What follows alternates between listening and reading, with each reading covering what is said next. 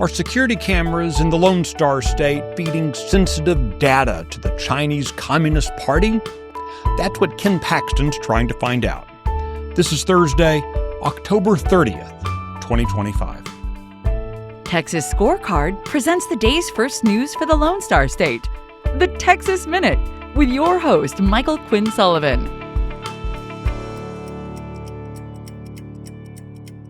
Welcome into Thursday. It's an honor and pleasure to be part of your day. Record honeybee losses in Texas and around the country means a $500 million economic hit and potentially an impact on our food supplies. More on that story coming up.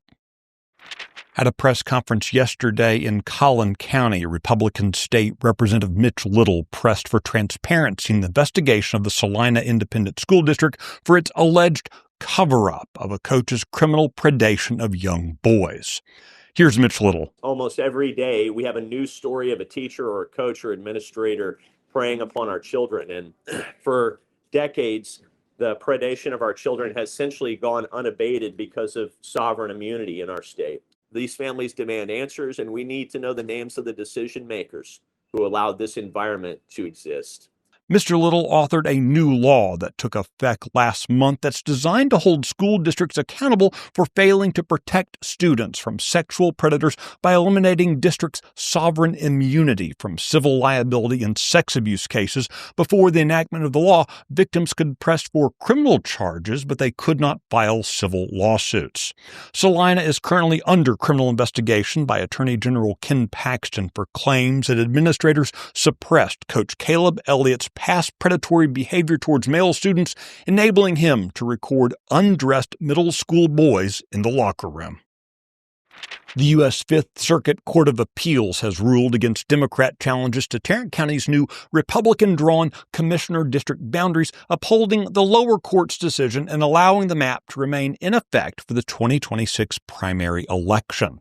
Tarrant County Commissioners Court voted in June along party lines to approve a new map that increases Republicans' partisan advantage from 3-2 to 4-1.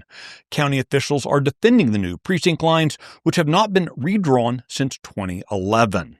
Democrats have claimed that the action was racially motivated, while Republicans have asserted that the map was drawn only on partisan grounds, which is permissible under current voting rights case law.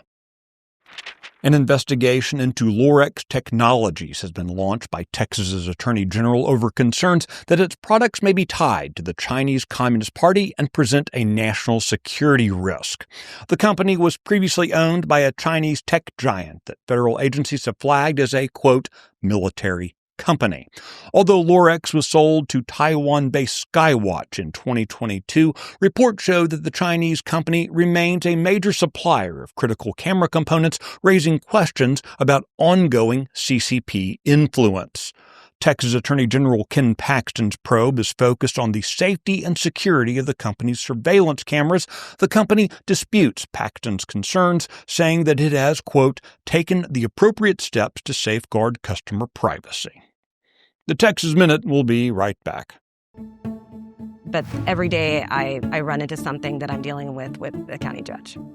Judge Bray recused himself, but as we'll soon see, he couldn't resist reinserting himself into the process. Signing notices, setting deadlines, accepting candidate applications, rejecting candidate applications.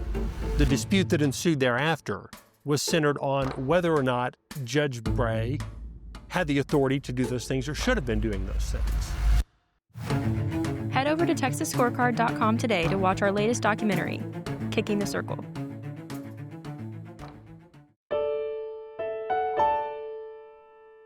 Texas has lost 61% of its honeybee colony population over the early spring and summer, a decline that reflects a similar trend across the United States. This may have a national impact on food supplies. Data collected by the Apiary Inspectors of America shows that more than 55% of U.S. bee colonies have disappeared, equating to a national loss of 1.7 million colonies out of about 2.7 million colonies in America. The result resulting economic losses are estimated to be $600 million.